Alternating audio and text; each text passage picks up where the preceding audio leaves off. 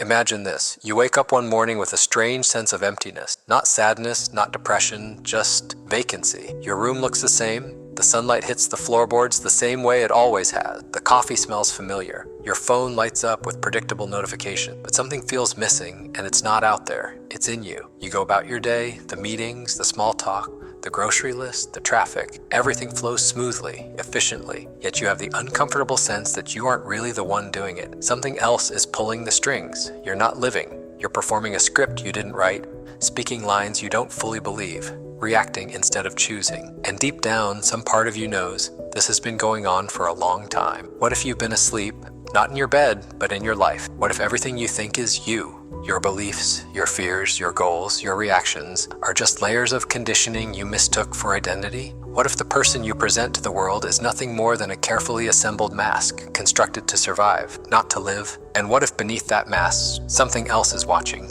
Call it intuition, call it soul, call it the observer. It doesn't matter. What matters is that it's been whispering to you in rare moments of clarity, in the silence between thoughts, in the sudden unease after a fake smile, in the persistent question that haunts you when you're alone. Is this all there is? There's a reason people with full calendars feel empty. A reason people with wealth feel poor. A reason people who check every box on the successful life list still wake up with a deep, aching hunger they can't explain. Because there's something more. Not more stuff, not more stimulation, but more awareness. And awareness is not comfort.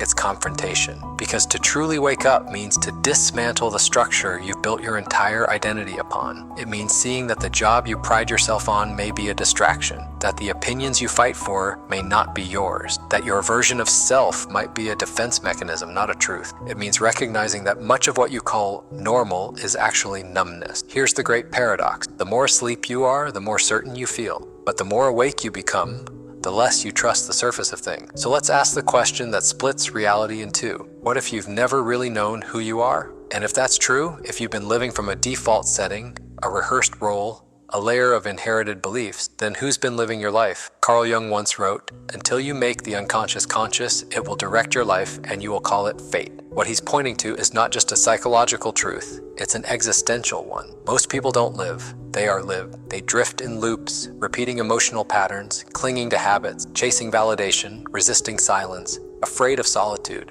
all while believing they are free. This isn't just about waking up, it's about waking out of the hypnosis of modern life, out of the illusions of ego, out of the machinery of cultural programming. And yet, you can't break free all at once. No one can. You wake up in levels. Each stage peels back another layer of illusion, another lie you told yourself to cope. Each one burns a little more, costs a little more, reveals something you're not sure you're ready to see. But here's the truth. You will never be at peace until you meet the version of you that exists beyond your programming. The one that sees without filters, feels without flinching, acts without performing. The journey to that self begins with a quiet realization and a radical willingness to question everything. So if you've ever had the sense that something in you wants to break through the surface, this isn't a coincidence, it's a call. And the only way forward is inward.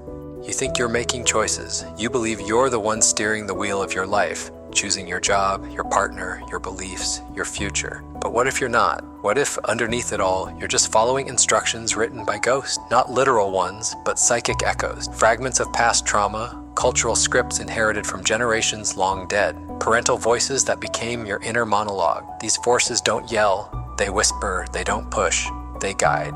Slowly, invisibly, until you no longer question if you're free, you just assume you are. This is how the shadow operates, not as a sudden disruption, but as a constant distortion. It hides in plain sight, in the way you compulsively scroll your phone at 2 a.m., in the way you sabotage relationships once they get too intimate, in the way you say yes when you mean no, then resent the world for walking over you. It's in your envy, your self-righteousness, your constant busyness, disguised as productivity, but designed to avoid stillness. And in that stillness, the shadow waits. But you don't let yourself go there, because if you did, you'd have to confront the truth. You've built a life around avoiding yourself. This avoidance has consequences, massive ones.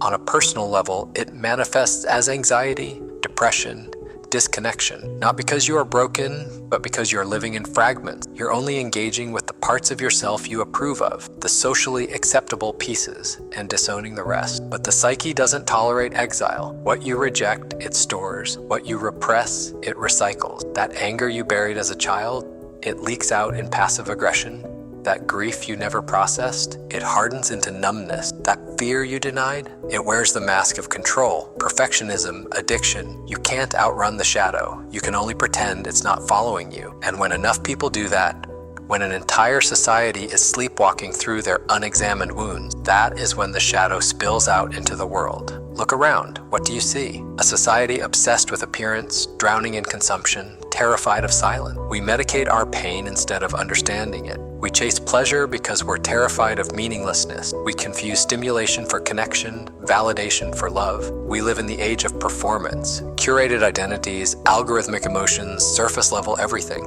On a personal level, it manifests as anxiety, depression, disconnection. Not because you are broken, but because you're living in fragments. You're only engaging with the parts of yourself you approve of, the socially acceptable pieces, and disowning the rest. But the psyche doesn't tolerate exile. What you reject, it stores. What you repress, it recycles. That anger you buried as a child, it leaks out in passive aggression.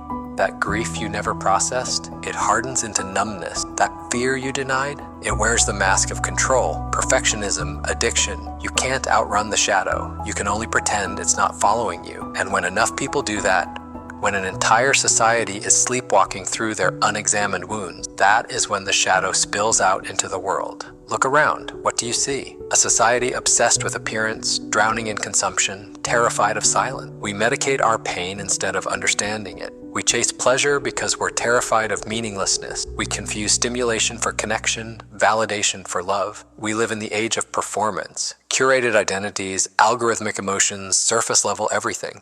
And underneath all of it, a deep collective emptiness. A hunger for authenticity so profound that we forget what it even feels like to be real. Gabor Maté, in his work with addiction, observes something crucial. Addiction is never about the substance. It's about the pain, the emotional wound, the disconnection from self. That disconnection is the addiction, and modern society runs on it. We're addicted to distraction because presence is too raw. We're addicted to noise because silence is too revealing. We're addicted to fitting in because standing alone would require us to know who we are. And that's the part we've forgotten. Even our moral outrage, the so-called virtue of the day, is often just the shadow projected. We hate in others what we refuse to confront in ourselves. We cancel what we've buried. We scream at the world for being unjust, not realizing we're screaming at our own reflection. Carl Jung called this projection the shadow cast upon the other. When you don't own your darkness, you assign it to someone else. The enemy becomes a mirror and the war becomes internal. So what does this look like in the real world? It looks like the activist who fights injustice but abuses their friends, the influencer who preaches authenticity while editing their soul out of every post, the parent who lectures their child on honesty but lies about who they really are. It's not hypocrisy, it's unconsciousness. And unconsciousness is the most dangerous force on earth because it gives rise to systems of oppression, consumption, denial, not out of malice, but out of ignorance. Out of people who never looked in the mirror, never questioned the mask, never met the self beneath the social performance. This is the cost of staying asleep.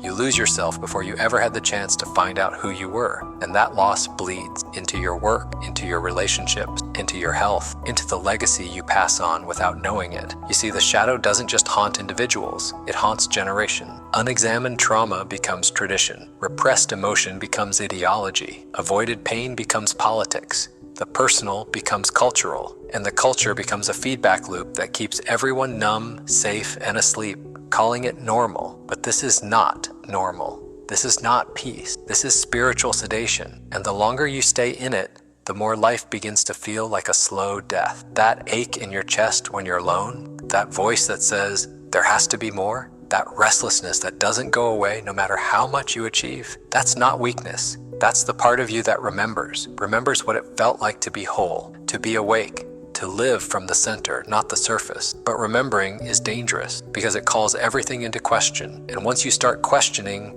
you can't go back.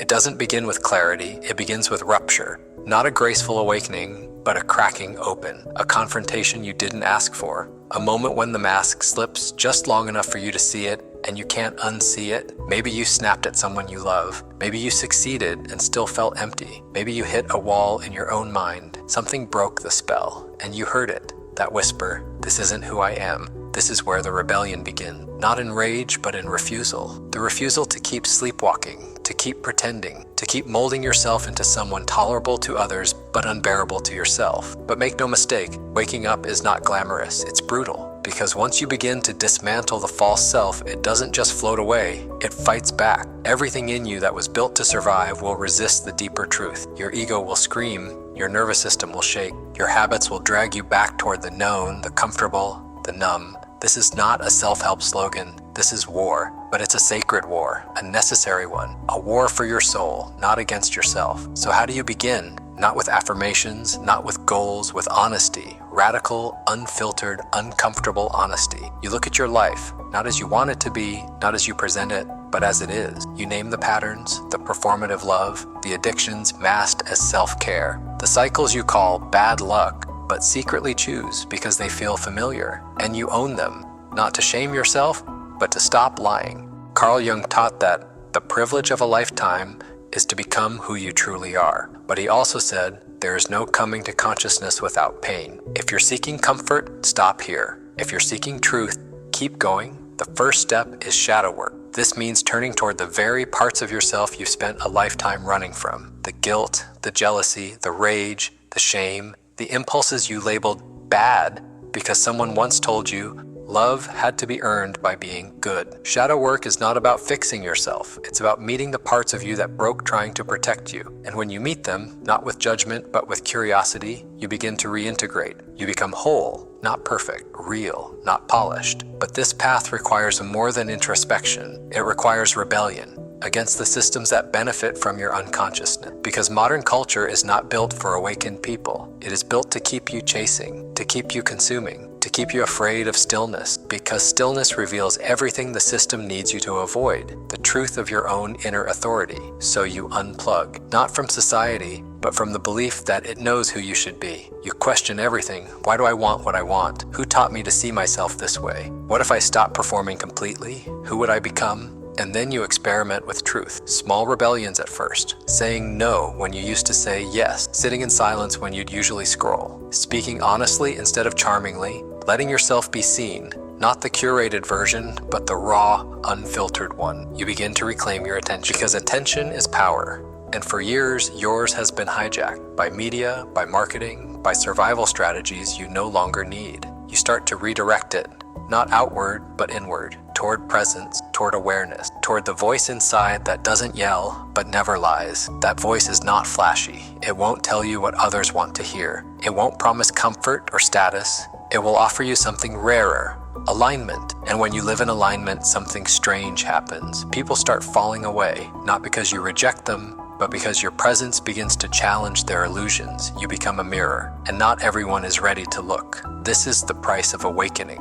Loneliness at first, but then clarity, real connection, depth instead of approval, purpose instead of performance, and peace, not the peace of avoidance, but the kind that comes when you no longer betray yourself. You realize that freedom was never about escaping the world. It was about escaping the false you who was trying to survive it. This is the true rebellion. Not against society, but against the inner tyrant who kept you small to stay safe. You dethrone it, not with violence, but with awareness. And as you do, your life begins to restructure. Not overnight, not without resistance, but with integrity. You build rituals instead of routines, meaning instead of momentum, intention instead of image. You stop chasing healing and start embodying wholeness, even when it's messy, even when it's inconvenient. You learn to sit in your truth without apology. And somewhere in this rebellion, you find your real voice, the one that speaks not to be liked, but to be heard, the one that doesn't echo the world, but questions it. You become dangerous, but only to illusion, because an awakened person isn't easy to control.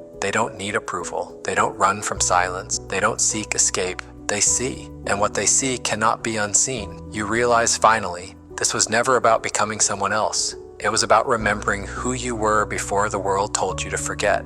There comes a moment after the rebellion, quiet, stark, and unnerving. You've peeled away the masks. You've stared into your shadow. You've dismantled the false self and watched illusions fall like dominoes. And now you're left with something you didn't expect. Silence. Not the silence of absence, the silence of presence. A silence so alive it feels like it's breathing through you. It is here in the stillness that the final realization arises. Not as a thought, but as a knowing so primal it humbles you. You are not the person you believed you were. Not the roles you played. Not the trauma you carried.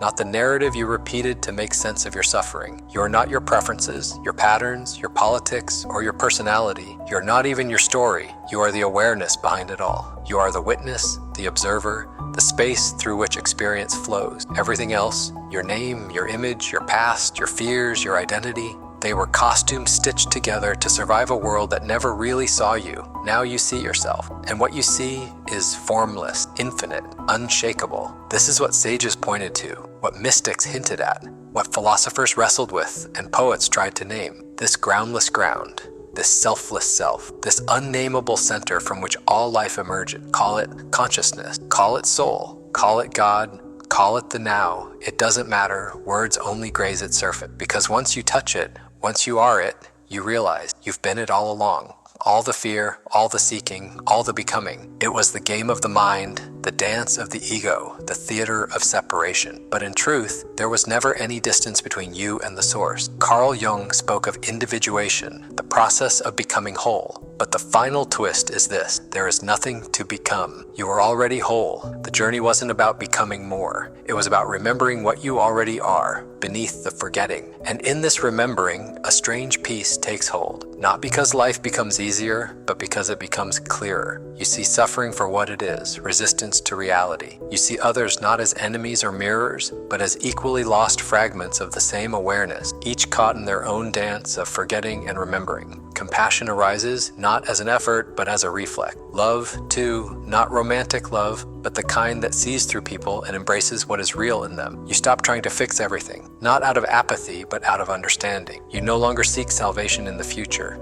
You no longer need to arrive. There is no arrival, there is only now. And now is enough. This is not nihilism. This is liberation. You see that even your flaws, your past mistakes, your darkest moments, they were all part of it. All sacred, all necessary. The shadow wasn't your enemy, it was the doorway. Your pain wasn't punishment, it was the teacher. And so you forgive. You forgive the people who hurt you, not because they deserve it, but because they were asleep too. You forgive yourself for abandoning your truth, for wearing the mask, for betraying your own soul, because you understand now you were trying to survive. And now you are ready to live. Not the life others expect, not the life sold to you by systems that feed on fear, but a life rooted in being, a life where presence matters more than performance, where you can sit with suffering and not flinch, where you can speak your truth and not tremble, where you can be fully without needing to become. This is the final level of consciousness, pure awareness, not spiritual perfection, not enlightenment as ego upgrade, but simply this, the end of resistance. You don't escape the world, you return to it with eyes open.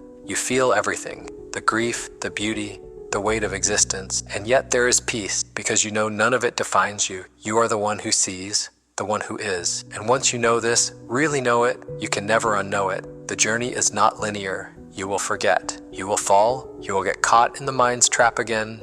But the knowing remains, like a lighthouse in the fog. You'll return to it over and over until even the returning dissolves. And what's left? Stillness, awareness, love, and the quiet, steady flame of truth burning in your chest. You woke up, and in doing so, you remembered the only thing that was ever real. You are not your story. You are the awareness behind it. And from that place, everything changes. If you've watched this far, it means something in you is ready, not to be fixed, but to be found. The journey isn't over, it never is, but now at least you are walking it awake, and that changes everything.